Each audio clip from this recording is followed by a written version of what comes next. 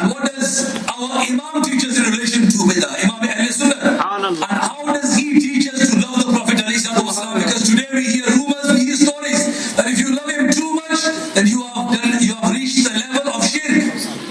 And they say you shouldn't condemn those people who are deserving of condemnation. And Imam Ahl Sunnah, I would like to refer to one of his poems and translate it for you people, for you brothers and sisters, to strengthen the Iman, to ignite the spark of Iman, and we should learn, we should take home with us a message from these speeches. That what does the love entail of Rasulullah alayhi salatu wasalam?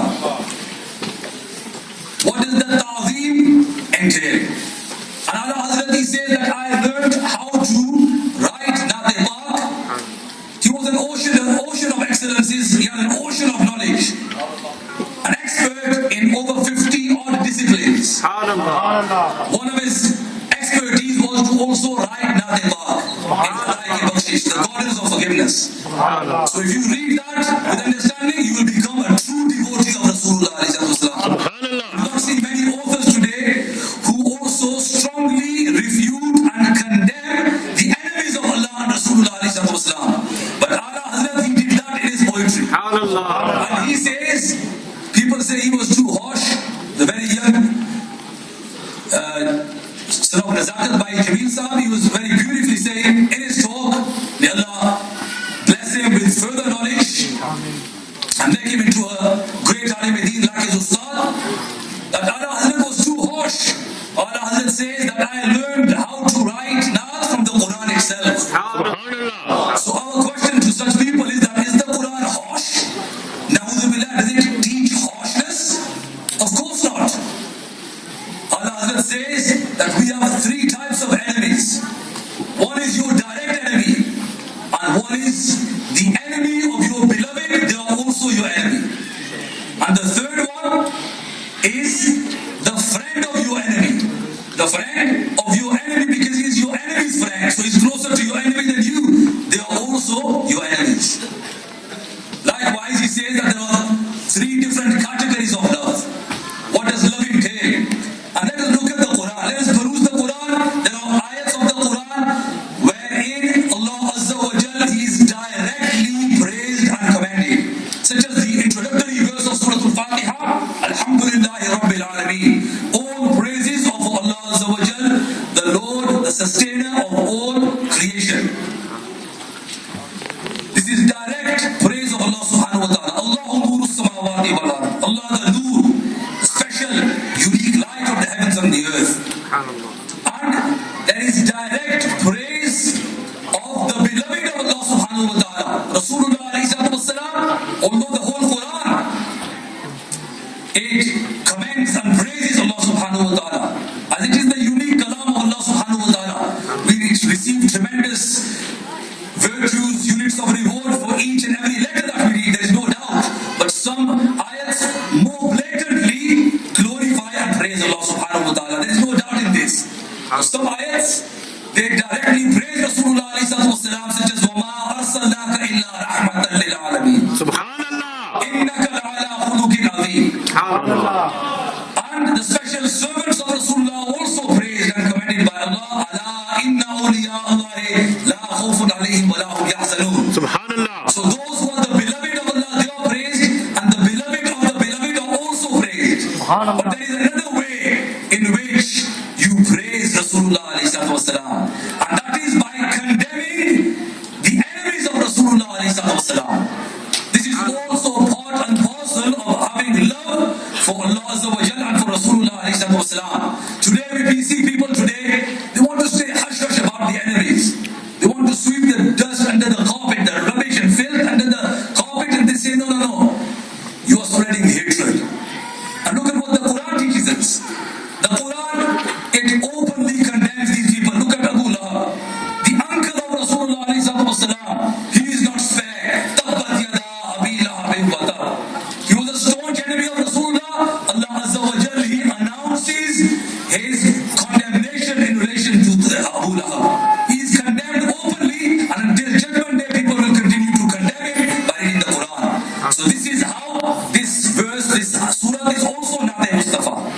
because he insulted Rasulullah alayhi salatu wasalam, Allah Azza wa Jalla retaliated in the ta'zeem of Rasulullah alayhi salatu wasalam.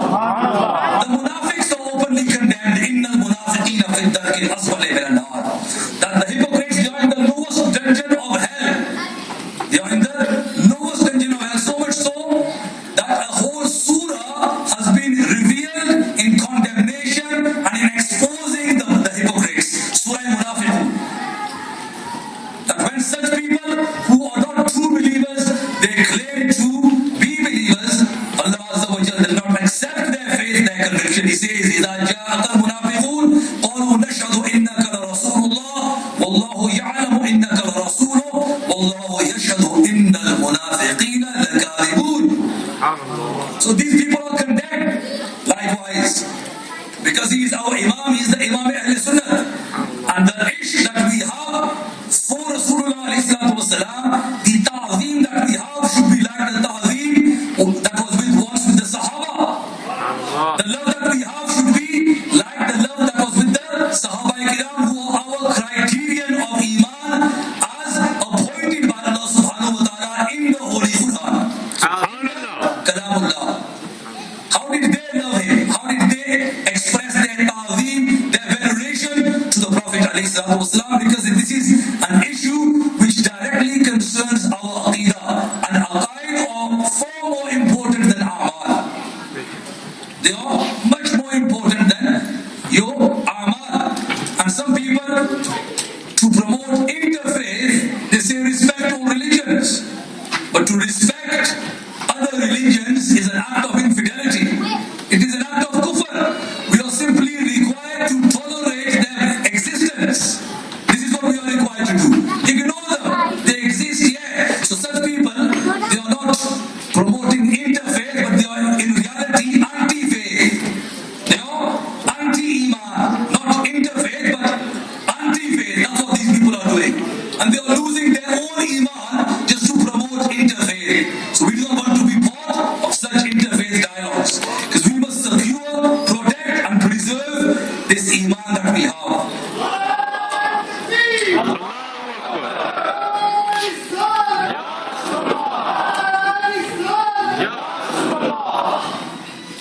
So, because he is the Imam Ahl Sunnah, the Imam of the Shawafi, the Imam of the Hanbalis, the Imam of the Hanfis, the Imam of the Malikis, the Imam of all the Sunnis is Ala Hazrat. And he established the platform. He laid down the platform and the benchmark of how to love Rasulullah alayhi salatu wasalam. Hence he was referred to as Imam Ishq wa Muhabbat. And in the love of Rasulullah, in demonstrating adab and ta'zeem to Rasulullah, he says, Sar suwe roza jhuka phir tujhko kya. That when I am bowing my head towards the shrine of Rasulullah alayhi salatu wasalam, why are you so concerned? Dil tha sajid najdiya phir tujhko kya. It was my heart. It inclined and it leaned towards the Prophet alayhi salatu wasalam out of adab. So why is your heart failing? Why are you having a heart failure? Because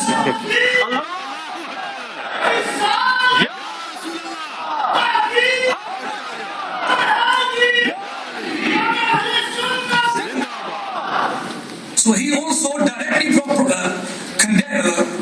commends Rasulullah alayhi salatu wasalam and praises him. But at the same time, out of his love for Rasulullah alayhi salatu wasalam, he has even written such kalam. Because this is part and parcel of having love for Rasulullah alayhi salatu wasalam. We will not have love for the enemies of our parents, will we? If we are namak halal to our parents, if we are loyal and faithful to our parents, then certainly those people who are staunch enemies of our parents, we will not befriend them. We will not embrace them. We will not have any love for them. And we are required to love Rasulullah alayhi salatu wasalam much more than our parents. If we do not have love for our parents, our iman is not even the least affected. I'm not promoting that you begin to hate your parents. I'm not suggesting that. But that is not linked to your iman. This is the point I'm establishing. Whereas if we have no love for Rasulullah alayhi salatu wasalam, you have no iman. There is no concept of iman.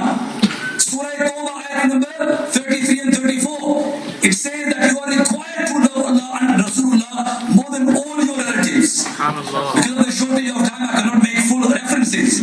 So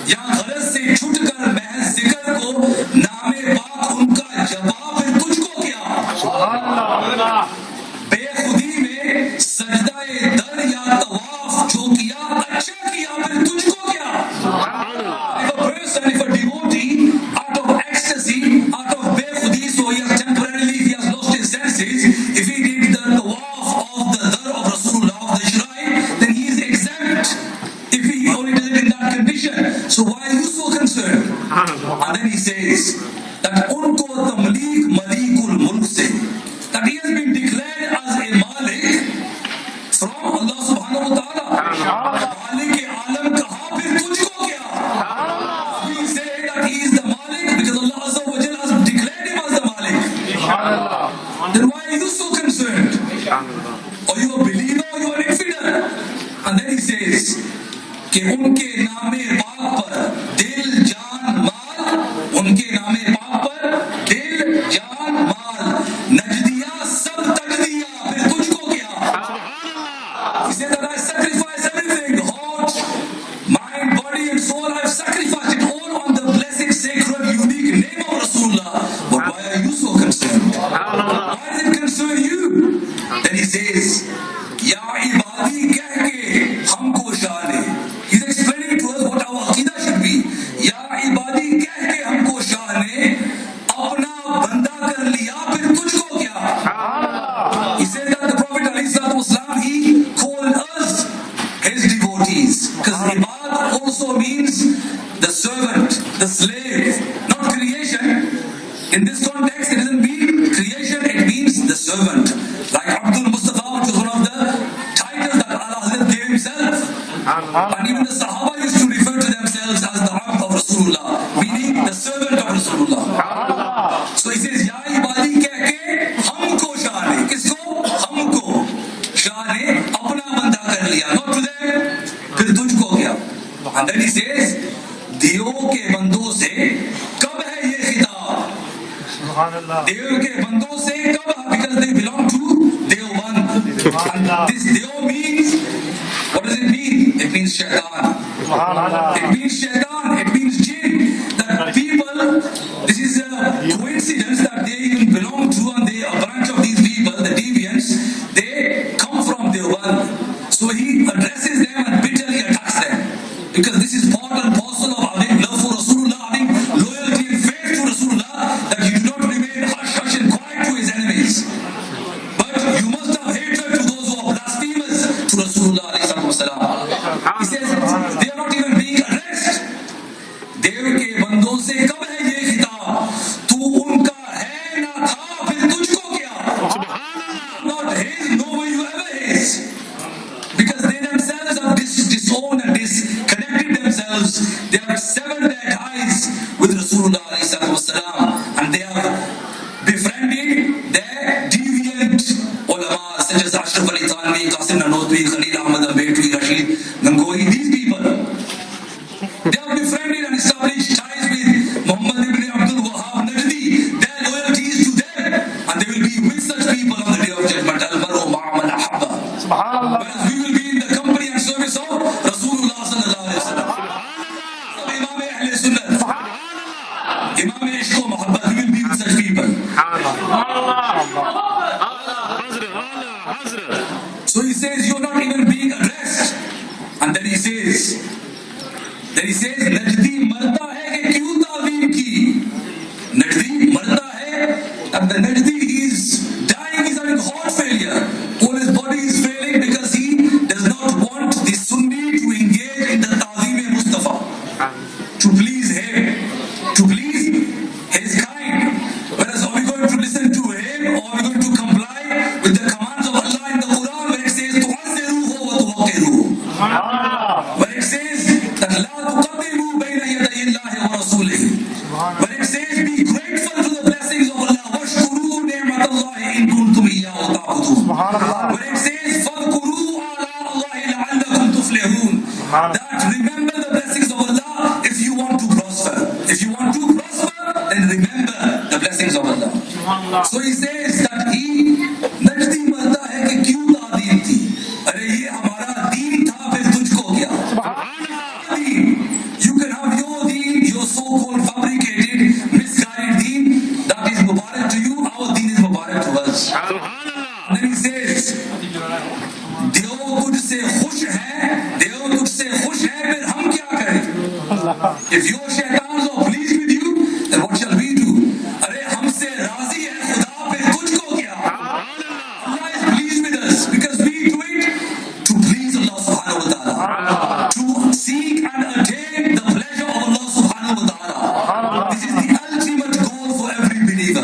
So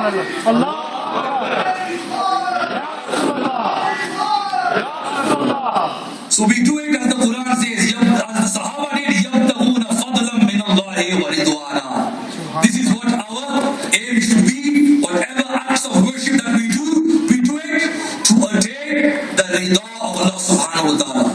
To please Allah Azza wa Jal and His Rasul sallallahu ta'ala alayhi wa sallam. And He says that देव के बंदों से हमको क्या गरज? अरे हम हैं अब्दुल मुस्तफा, फिर तुझको क्या? Why should we have anything to do with such people? We should not adopt that policy of Sulaykul. Did the Prophet continue his relationship after Abu Lahab was declared as a kafir with his own uncle? No. So if we are truly loyal to the Prophet ﷺ, then our true brothers are those people who are brothers in Iman, who are brothers in faith, who are true Sunni believers. And if our own blood brother or blood relative, na'udhu became a deviant, then it is sunnah of Rasulullah ﷺ to sever ties with such people out of the ishq of Rasulullah ﷺ.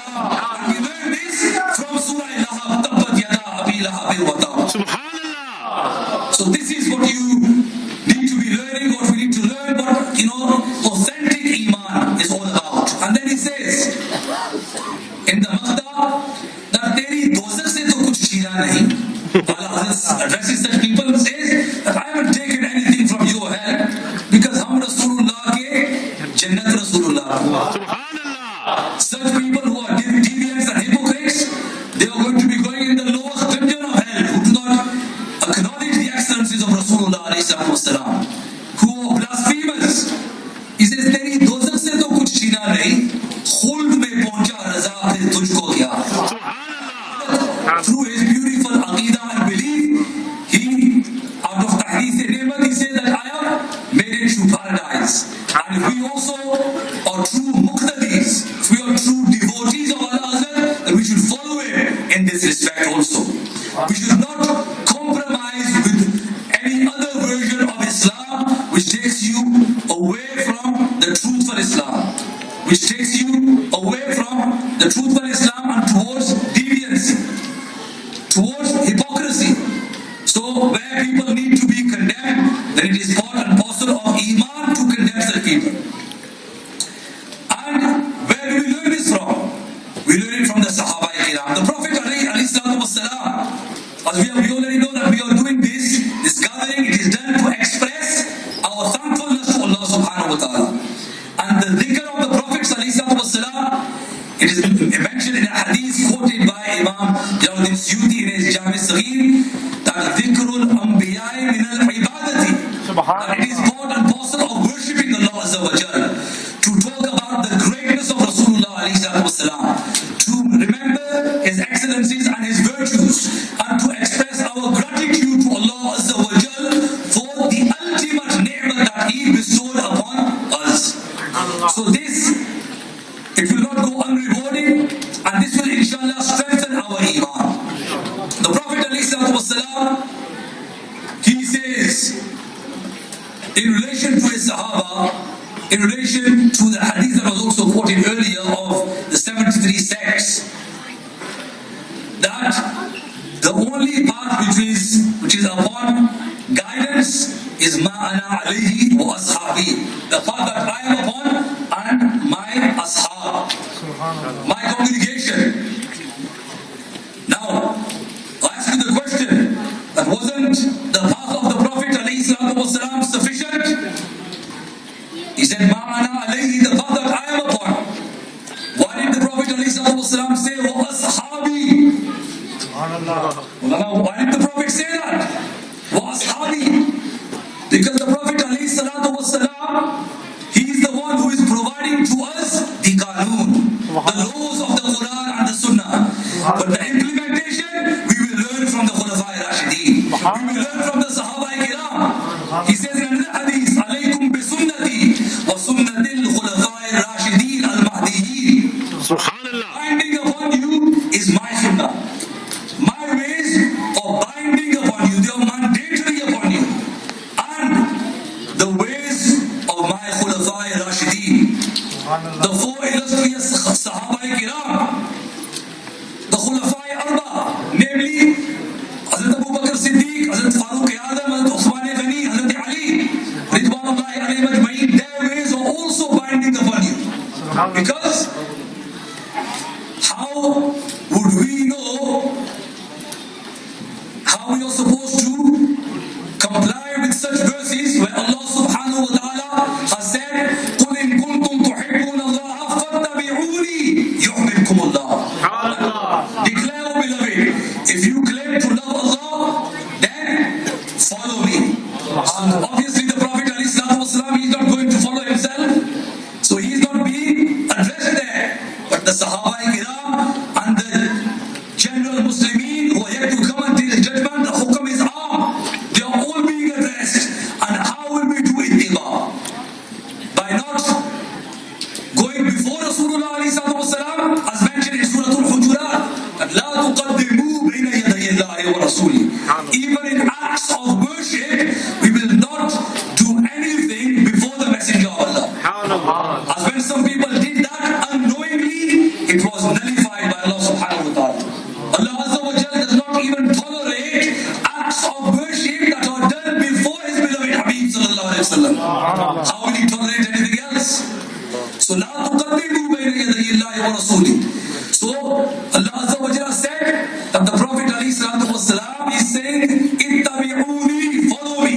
Do not go before me. Do not think yourself equal to me and go alongside me. Because you are not like me. इसलिए मेरे पीछे पीछे चलो. Go behind me. When does say you are able to go next to me because you are not like me? He is the leader. He is the imam. We are the muqtadis. And even the Sahaba did not do that. And in another place it is mentioned, Ati'ullah wa ati'ur Rasul.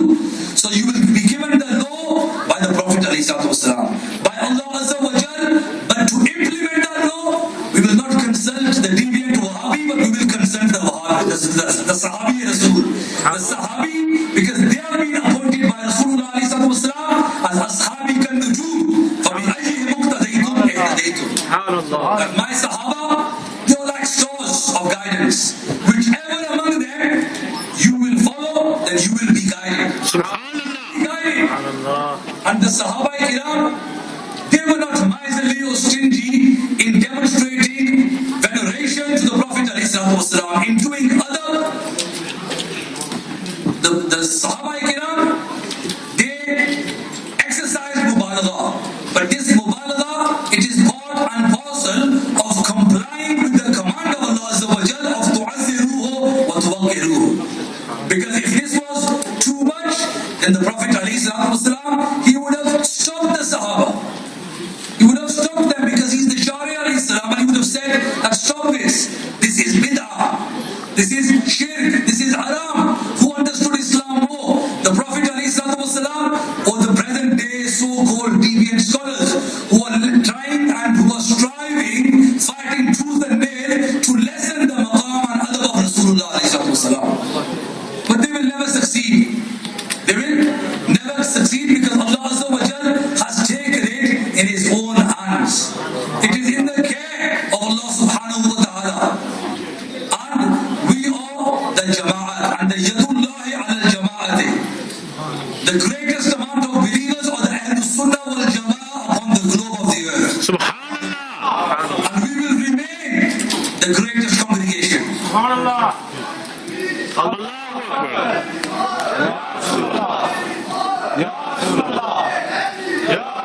The Prophet ﷺ said that inna ummati la tajtami'u ala dalala. Or kama qala Nabi ﷺ, that my ummah, they will not unite upon misguidance.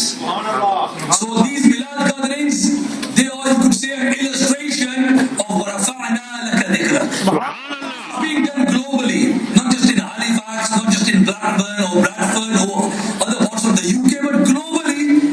And in these gatherings, we are not just talking about the excellencies and the virtues of the Prophet ﷺ or the authenticity of celebrating the coming of Rasulullah ﷺ, but we are also talking about beliefs. We are promoting good and we are condemning evil. We are also teaching the Muslimin the importance of being being an obedient Muslim. The importance of having love and honor for the Prophet ﷺ, which is the root of all obligations, without which there is no concept of Iman. And at the same time, we are learning how to love the Prophet ﷺ and what that love should include, what it entails. And this love, this ta'zeem, it must be seen in our daily lives. All those things which are beloved to Rasulullah ﷺ, then we are required to also adopt them. Otherwise, our love, it is incomplete. Our love, it is incomplete, and this is part and parcel of tu'azziruhu wa tuwaqqiruhu, because this is unrestricted, this ayah. And you cannot restrict something which is unrestricted. It is absolute, and the Mufassirun have mentioned that this, it is all embracing, that to respect and honor all those things which are attached to the Prophet ﷺ, his Sahaba, his Ahl Bayt al-Tahar, the Azwaj al-Mutahharat, those places where the Prophet ﷺ was born, where he passed away, even the relics, we also respect and honor them, and we also must respect the Sharia, the laws of Islam, the commands of Allah Azza wa Jal in the Quran, and the commands of Rasulullah ﷺ in his Ahadith Mubarakah. You must be complying with the commands and all of the injunctions. So this is part and parcel of loving Rasulullah ﷺ, of having honor and veneration in our hearts, in our minds for Rasulullah ﷺ. What did he love the most? He says, جُعِلَتْ قُرَّةُ عَيْنِي فِي الصَّلَاةِ, that Allah Azza wa Jal, He has made salah the coolness of my eyes. And the salah, this is the coolness of my eyes. And the Prophet ﷺ, he is the coolness of our eyes, our heart, our mind, our body, and our soul. But this should be seen in our lives. We must be showing and demonstrating these actions. Otherwise, it is just lip service. The Sahaba did not claim, without practicing Islam, to love Rasulullah ﷺ. So we could say that this is also a type of bid'ah. And we do not want to be among those people who are the bid'ahis. And the Sahaba, they expressed the greatness of the Prophet ﷺ, both verbally and physically. And I will mention a hadith upon which I will come towards my conclusion, which is mentioned in Sahih Bukhari in Kitab al-Shurut, that the Hazrat Urwa ibn Mas'ud Saqafi was not then a believer at that time, and he said that I was sent as an ambassador to many kings and to many leaders of the world, and to Qaisar and Kisra and to Najashi, to these kings. But he says that I never saw any leader, any king being honored as much as the Sahaba of the Prophet ﷺ venerate him. Everybody being deeply venerated as much as they venerate him, as much as they express physically and verbally. This greatness was seen by the Prophet ﷺ through the Sahaba, the likes of the Khulafa Rashideen. And it is why that Allah subhanahu wa ta'ala and Rasulullah ﷺ have declared them as the criterion of Iman. So we should be adopting their ways, which is the way and the path of the Ahlul Sunnah wal Jama'ah. And what did they used to do?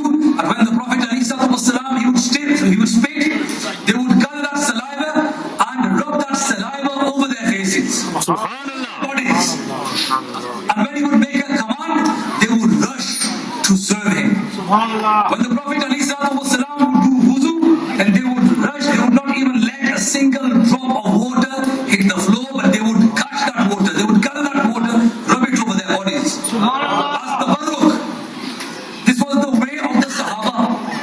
And when they would engage in conversation with the Prophet ﷺ, then they would show implementation, and they would comply with the ayats of the Quran where it says, do not raise your voice above the voice of the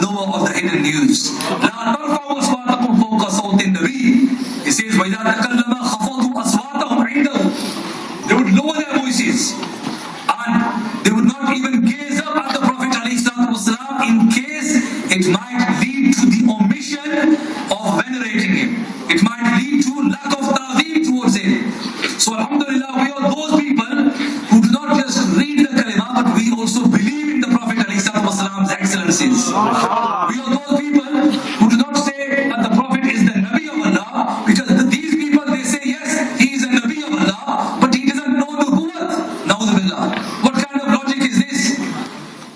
They will deny that he has ghaib, knowledge of ghaib, because the word Nabi means mukhbir anil ghaib, one who gives information of ghaib, of hidden information which he receives from Allah subhanahu wa ta'ala. So they will verbally claim that he is a prophet, yet they will say he doesn't know prophethood. It's like saying, I believe such a person is a scientist, but he doesn't know science. Such a person is an engineer, but he doesn't know anything about engineering. Such a person is a doctor, but he doesn't know anything about medicine. How absurd and preposterous are such illogical people.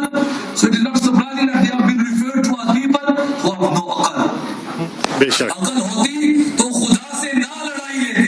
अकल होती, if these fools had any, even a shred of wisdom, then they would not challenge Allah subhanahu wa ta'ala. ये घटाए उसे मंजूर बढ़ाना तेरा. फर्श वाले तेरी शौकत का उलू क्या जाने. खुसरवा अर्श पे उड़ता है बरेरा तेरा. How can these earthlings even know the truthful position and status and maqam of Rasulullah alayhi salatu wasalam? As his greatness, he is the king of all creation. And his banner, it is swaying on the arsh of Allah subhanahu wa ta'ala. Yes, he is the special servant of Allah subhanahu wa ta'ala. But at the same time, he is the beloved Habib of Allah subhanahu wa ta'ala. He is the nearest and dearest to Allah subhanahu wa ta'ala. He is the Qa'idul Mursaleen. He is the Sayyidul Waladi Adam. He is the leader of all the prophets, the Imamul Anbiya wal Mursaleen. So it is important to acknowledge these excellencies of the Prophet alayhi salatu wasalam if we want to remain Sahihul Aqidah believers, because this is the greatest commodity you and I have. And those people out there, they are out there to rob us of our Iman. Yes, Amal is important, because once the shaitan knows that he cannot rob you of your beautiful belief, of your beautiful Aqidah and conviction, then he goes for your Amal. Then he will prevent you from being a practicing Muslim. Then he will introduce you to drugs and to pubs and to clubs. But we, in order to be truthful devotees of Rasulullah alayhi salatu wasalam, then we must shun everything and anything that comes between us and the love of Allah and Rasulullah alayhi salatu wasalam.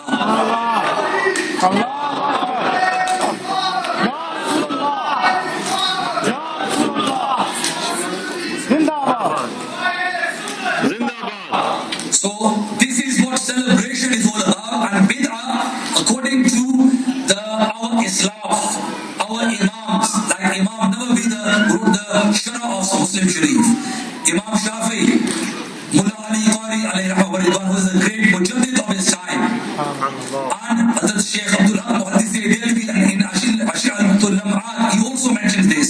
These were great scholars, and they mentioned that the bid'ah is of two types.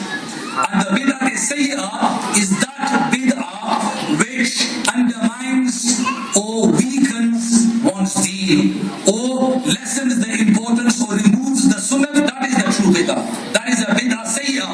And this is what we do here, and whatever we do to venerate the Prophet, to express his greatness, whether it is done physically or whether it is done verbally, then it comes in compliance with the Quranic verses such as tu'azziruhu wa tuwaqqiruhu, because that is unrestricted, and to restrict something which is unrestricted is also a bid'ah, and to involve your own opinion in order to do the tafsir and commentary of the Quran, it is haram, and such a person, his station is the fire of hell. Such a person, his station is the fire of hell. And such people who declare something which is lawful, which is mubah, as a bid'ah, then they are, in other words, ultimately fabricating and concocting something about Allah subhanahu wa ta'ala.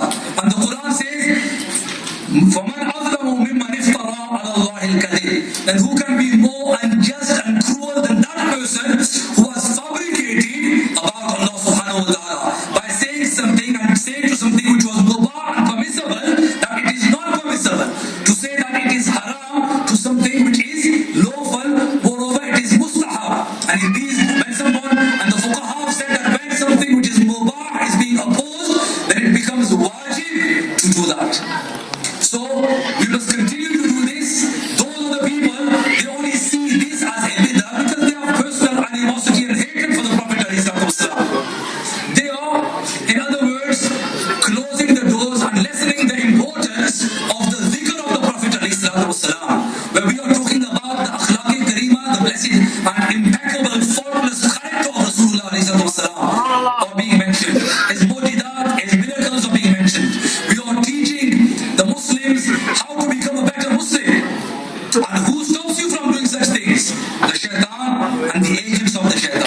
So these people, it appears that their murshid is the shaitan, or whatever the result of the shaitan was, this is going to be their result. And they are also doing bid'ah, because bid'ah, the bid'ah is sayyah is the only bid'ah that we must avoid, which is against deen. So anything which promotes deen, which complements it, then that is permissible.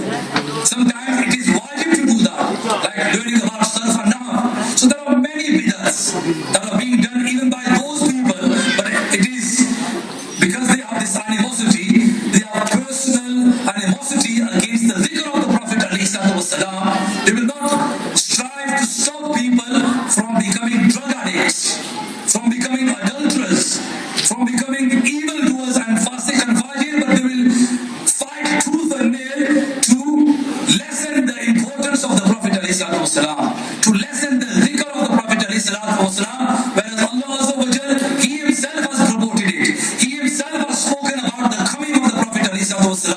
The Prophet himself did that ﷺ. The Sahaba did that. The Prophet would celebrate his birthday once every week.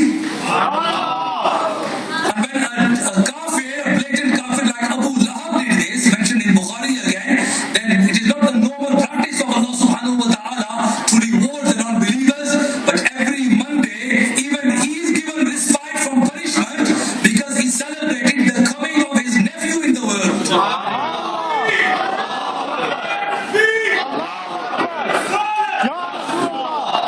Whereas we are celebrating not the Prophet ﷺ coming as a human, but coming as the messenger of Allah subhanahu wa ta'ala. Coming as the Nabi of Allah subhanahu wa ta'ala with all his excellencies that Allah Azza wa Jalla has bestowed to him. So Shaykh Abdul Haq Muhaddis Delhi alayhi rahmah, he said that such a person, he will be free and protected from all calamities and disasters throughout the year, and for him, his reward will be Jannah. Will be paradise. So the Prophet ﷺ, he was celebrated once every week by fasting. And when he was questioned why, he says, فِيهِ وُلِدْتُ وَفِيهِ أُنْزِلَ عَلَيَّ. Because I was given the revelation of the Quran on that day, every Monday, he even appointed a day to celebrate it, and he would fast. But he did not restrict how you should fast it. So these people, they themselves are doing many bid'ahs. Look at their mosques. The Prophet did not have the mosque like that. Look at the way these people are doing Hajj, the way they are paying zakat, the way they are having the Quran published with the i'rab, with the translations, with the commentary in so many different languages. The Saud people, they are doing that. Do you not see this as a bid'ah? Is this the only bid'ah that they are seeing? So these people have failed to understand the true meaning of Islam because they have severed their connection with Rasulullah. And when you try to read the Quran without light in darkness, then you will be darkened. Because the Prophet, he is the ultimate light from Allah. قَدْ جَاءَكُم مِّنَ اللَّهِ نُورٌ وَكِتَابٌ مُّبِينٌ. You must read the Quran with the Noor Mustafa that has come from Allah subhanahu wa ta'ala. Only then will you be truly guided. To try to understand the Quran without Rasulullah ﷺ, then you will be misguided. The Quran says, يُضِلُّ بِهِ كَثِيرًا وَيَهْدِي بِهِ كَثِيرًا. But if you get the Quran, if you take the Quran from Rasulullah ﷺ, if you take it from his Sahaba Kiram who truly understood the Quran, and their faith, it was promoted by Allah subhanahu wa ta'ala in the Quran. It is their path that we are supposed to be following. They have been declared as the criterion of Iman, both by Allah subhanahu wa ta'ala. And if we remain steadfast on their path, and if we do their iqtida, because the Prophet ﷺ has said that you must stick and adhere to the sunnah of the Sahaba Ikram. He says, تَمَسَّكُوا بِهَا وَعَدُّوا عَلَيْهَا بِالنَّوَاجِدِ. That عَلَيْكُمْ بِسُنَّتِي وَسُنَّةِ الْخُلَفَاءِ الرَّاشِدِينَ الْمَهْدِيِّينَ. That you must hold on to it very tightly with your teeth. This is how important the Prophet stressed being on the path of the Sahaba Ikram Ridwanullahi alayhim ajma'in. Because the adab and the love that was seen and that was demonstrated by the Sahaba, who were the true devotees, and they did this right in front before the Prophet ﷺ, and the Prophet ﷺ, he approved and endorsed it. And this is what Allah Hazrat Imam Ahl Sunnah and all our Aslaf have been teaching us. So we must continue to be practicing Muslims. We must demonstrate this love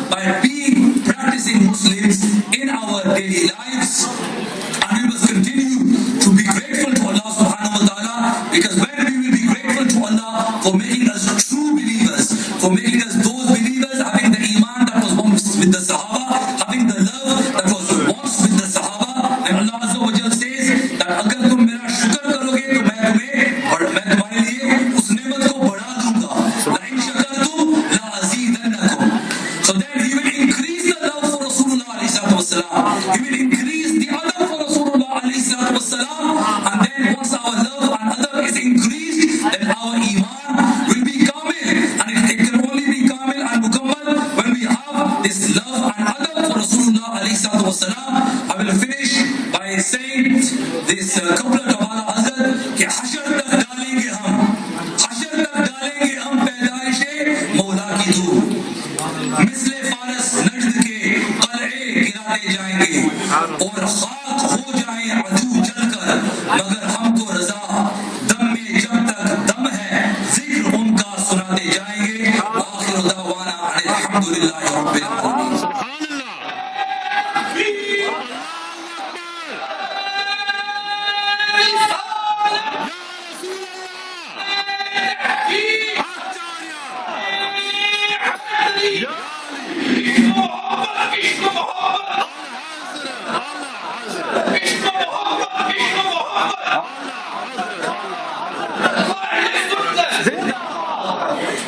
MashaAllah.